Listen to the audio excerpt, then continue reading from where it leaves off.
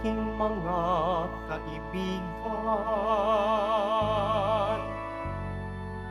alam na ninyo ang tanan na mula sa amang mahal. Alleluia,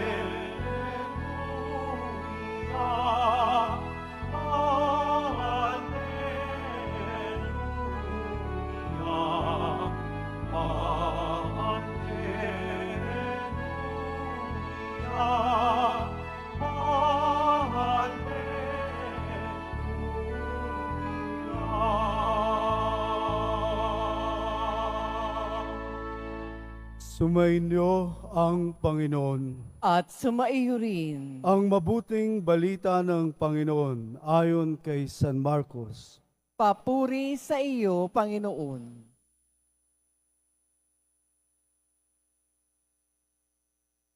Noong panahong yun, sinabi ni Jesus sa mga tao, ang paghahari ng Diyos ay katulad ng kayamanang nakabaon sa isang bukid. Nahukay ito ng isang tao at tinabunan uli. Sa laki ng tuwa, siya'y humayo at ipinagbili ang lakat ng ari-arian niya at binili ang bukid na iyon. Gayon din naman, ang paghahari ng Diyos ay katulad nito.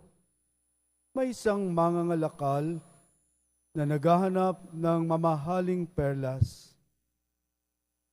Nang makakita ng isang perlas na napakahalaga, siya'y humayo at ipinagbili ang lahat ng kanyang ari-arian at binili iyon. Mga kapatid, ang mabuting balita ng Panginoon. Pinupuri ka namin, Panginoong Heso Kristo. Magsiupo muna tayong lahat. Ang paanyaya po sa atin ng aming tagapagtatag na si San Ignacio de Loyola, ang tagapagtatag po ng Society of Jesus. Sa translation po sa Pilipino ay ang kapisanan ni Jesus. Sabi niya, tayo po'y mabuhay na nagbibigay luwalhati sa Diyos. Lagi nang ang ating pamumuhay ay lagi nang nakatutok sa pagbibigay kaluwalhatian sa ating Diyos. Pinagdiriwang po natin ngayon sa paggunita sa isa sa bantog na santo, si San Ignacio de Loyola. Ipinanganak po siya sa Spain taon 1491. Siya po'y ikalabintatlong anak, isa sa pinakalabintatlong anak. Si San Ignacio po ay lagi nang ang kanyang daloy ng kanyang pangarap ay ang pagiging mandirigma at ang pagsali sa mga digmaan. At isa sa kanyang pinakamahalaga na nais niya, kaya't siya ay naging isang sundalo. Siya po'y patron ng mga sundalo po ngayon. Lagi niyang iyon ang kanyang pagnanais. Sa kanyang pagiging sundalo sa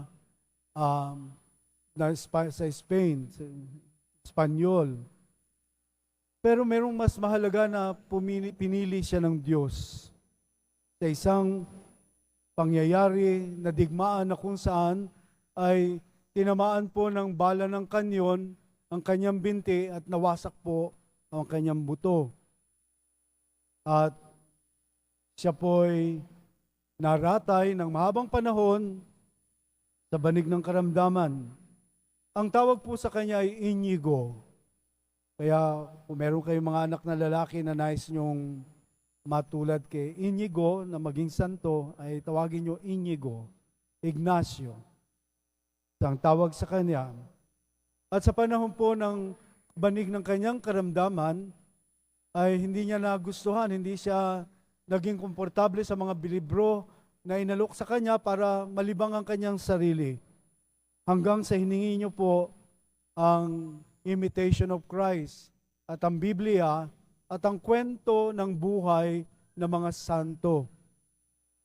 At mula po sa pagbabasa po ng banal na kasulatan at ang kwento ng mga buhay ng mga santo, siya'y nahalina sa isang pinakamahalaga na nais niyang maging commander ng kanyang buhay, ang Poong Jesus Nazareno. At dito tumubo at lumago ang kanyang pananampalataya at pag-ibig sa ating Panginoong Hesukristo. Kaya nasabi niya, kung si Santo Domingo de Guzman ay naging santo at si San Francisco ng Assisi ay naging santo, bakit hindi siya pwede? So, pwede. Yun na yung kanyang inasinta. Sa simula ng kanyang pagdanas ng pagkakasakit na yon, ay naging bunga ang pagtatatag na tinatawag Compañía de Jesus o Societas de Jesus o Society of Jesus o Kapisanan ni Jesus. At dito, ang kanyang pagtatanggol para sa kapananampalatayang Katoliko ay sumibol bibang pagbibigay ng paninindigan ng simbahang itong kinabibilangan natin ay simbahang totoo na itinatag ng mahal na Poong Jesus Nazareno. Isa sa pinakatampok na mga santo na unang naging membro ng kapisanang ito ng Society of Jesus ay Saint Francis Xavier, na unang misyonero na nagtungo sa China. At ito'y naging isang pinakamalalim na paghahangad upang mapalaganap ang mabuting balita ng Panginoon. Dumating po ang mga Jesuit sa Pilipinas taon 1581, ang mga misyonero po. Kaya sa Intramuros po yung Ateneo de Manila, na kung saan nag-aral po si Jose Rizal sa kanyang kabataan. At ang nagtayo po ng mga parokya dito sa Pilipinas, ang Nuestra Señora del Pilar, tayo po ng mga Jesuit yan noong 1500 or 1800.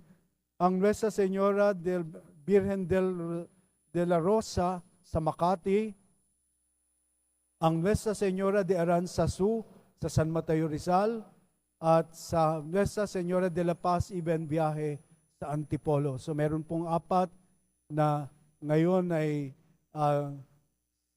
debosyon sa mahal na Birheng Maria.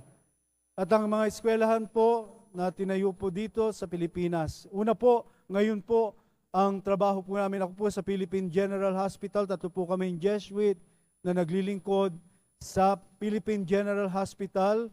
Ngayon pong August 12 ay anibersaryo po namin 117 years na mga chaplain po sa Philippine General Hospital.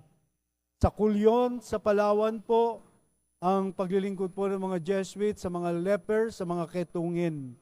At ang paglilingkod po sa mga universidad, Ateneo de Zamboanga, Ateneo de Cagayan de Oro, Ateneo de Naga, Ateneo de Manila, at Ateneo de Cebu, Xavier School sa San Juan, at Ateneo de Iloilo ay mga eskwelahan na kung saan ang amin pong apostolate ay para sa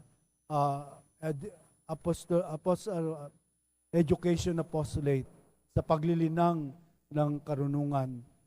So sa umabot na po na more than 400 years na po ang mga Jesuit dito sa Pilipinas at patuloy na naglilingkod sa simbahan na itinatagpo ng mahal na Poong Jesus Nazareno. Si San Ignacio po, ano po magiging tugon natin sa tawag ng paglilingkod sa Diyos at sa ating kapwa?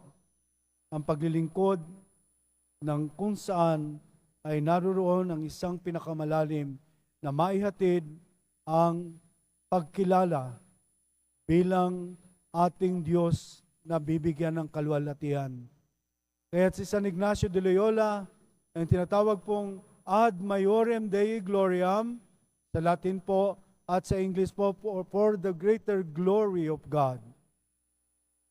All for the greater glory of God. Yun po yung punto, ang lahat na finding God in all things, sabi po ni San Ignacio, hanapin ang Diyos sa lahat ng bagay.